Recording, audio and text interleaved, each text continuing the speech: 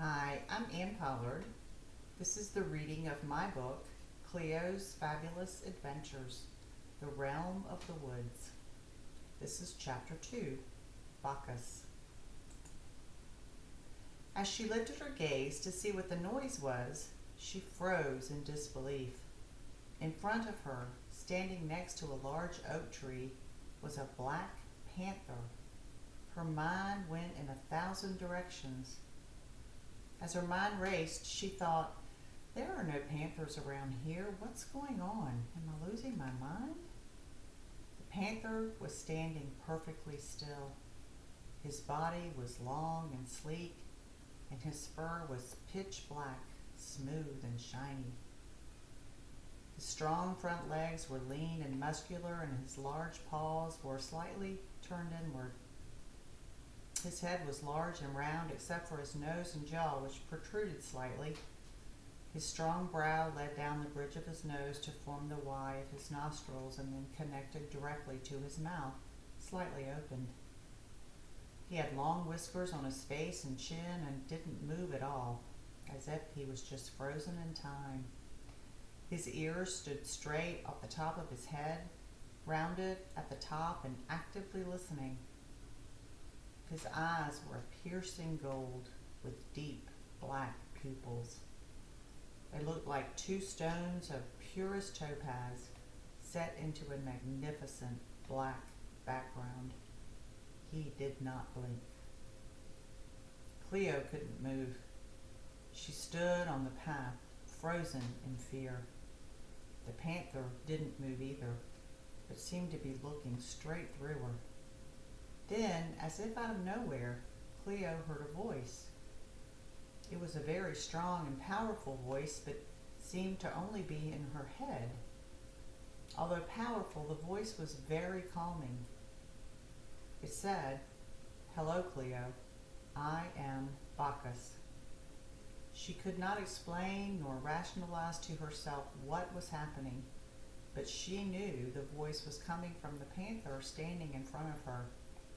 Then, as if almost compulsively, she thought back, "Hello, Bacchus." The panther blinked slowly and continued, "Please don't be afraid. I come in love to help you. You called for help, said you are looking for peace. I am your animal guide, and I will take you on a quest to find that peace, if you choose to come." Cleo took a deep breath, now even more confused. But as she exhaled, an unexplainable calm flowed over her, and she felt the presence of the most loving, warm essence. It drew her to Bacchus like a magnet, and her little inner voice said, "This is safe." Bacchus confirmed, "Yes, Cleo, this is safe." As Cleo breathed again, she felt even calmer and was being drawn even stronger to Bacchus. "What is happening to me?" she thought. "Can this be real? What should I do?" Bacchus said, "You have the choice to do whatever you want, and I will not judge you for any decision you make because it will be the correct one, no matter what it is. However, if you would like to come with me, I know it will awaken inner strength that will lead you further in your life." As Bacchus breathed, Cleo could smell his sweet breath, and it seemed to lure her even closer to him. She was drawn to his power and knew that she must take this quest. It was just choiceless. "Okay, Bacchus," she thought. "I might be crazy, but I'll take this adventure with you." At that, Bacchus turned gracefully toward the oak tree. The tree had a great trunk, standing nearly 100 feet tall and so large that 3 men standing arm in arm could not reach around the full circumference of it. Cleo was surprised that she had never noticed this mighty oak before. In the center of the trunk was a hole. The edges of the hole were old and worn, and there was bumps and knots all around the opening. As Bacchus moved closer to the tree, Cleo noticed that the hole was actually shaped like a heart. That's interesting, she thought. Bacchus said, the heart is the center of all beings. Cleo then realized that Bacchus could hear every thought she had. He must have a sixth sense of hearing, she thought. Bacchus reached the tree in a few elegant strides and beckoned Cleo to him. She moved slowly but with great anticipation until she was just behind Bacchus. He turned just his head and looked at Cleo, saying, "Take hold of my tail." Instinctively, she reached out and gently took hold of his tail. There was an electric feeling when she touched him, something she had never known before, but it made her feel warm and comfortable and tingly all over. Then, before she could think, Bacchus jumped into the heart opening of the tree. Hanging on, Cleo was pulled in behind him. There was an amazing swirl of energy, and they both seemed to evaporate into the tree, becoming one with the old oak. She instinctively shut her eyes. As they emerged on the other side, Cleo opened her eyes. They weren't inside the tree at all. They were standing in the most amazing woods Cleo had ever seen. And the feeling she had was much different than when she walked in the woods.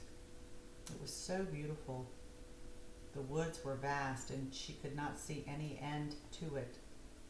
There were trees of every kind, plants she had never seen before, and the smell of fresh flowers was everywhere. Some of the trees were large and tall and seemed to reach the sky. They all had kind of funny shapes in their trunks and looked like they had a face. Some had big eyes, while others had giant mouths that hung open. Some had huge roots that looked like legs spread all over the ground. Then there were small trees that only stood as tall as she was, with short little branches and spindly little leaves. Some were full of 1,000 shades of green, as the leaves covered almost the whole tree. And all of the trees emitted such a peaceful vibration that Cleo could feel it in her belly. It was a sense of something she could not describe. Bacchus said, "Trees are amazing beings, and yes, they are beings, and they have a soul and a heart. You can see their aura if you look, and you can feel their love if you open your heart. They are healers and teachers.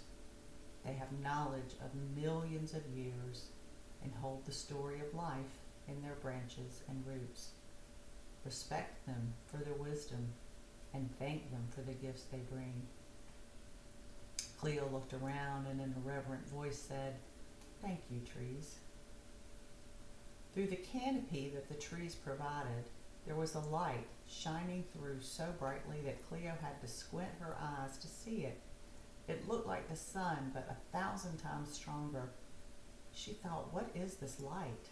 I've never seen anything so bright and beautiful. Bacchus said, "That is the light. It is all that is. It permeates the woods and everything in it. It is everywhere. It has been called many things through the ages. It has been here forever and will be here forever.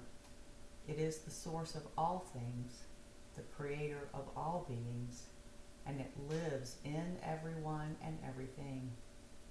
It is pure, unconditional love at its essence. Can you feel the energy in your heart? It is there and has always been there for everyone. Close your eyes, breathe deeply, and feel it in your body." Cleo closed her eyes and took a deep breath. She felt a surge in her body that touched every part of her. It started at the top of her head. It flowed down her spine, through her heart, her core, her legs, and down to her feet. She could feel herself connecting to the ground, so stable and strong. She was so moved that a tear of joy flowed down from her eye. When the tear hit the ground, a beautiful plant sprung up. It had full leaves that were bright green, soft with a point at the end. Then a stalk grew out of the leaves. On the stalk, magnificent flowers appeared in full bloom. The flowers were tiny hearts, and there were dozens hanging from each stalk, one after the other.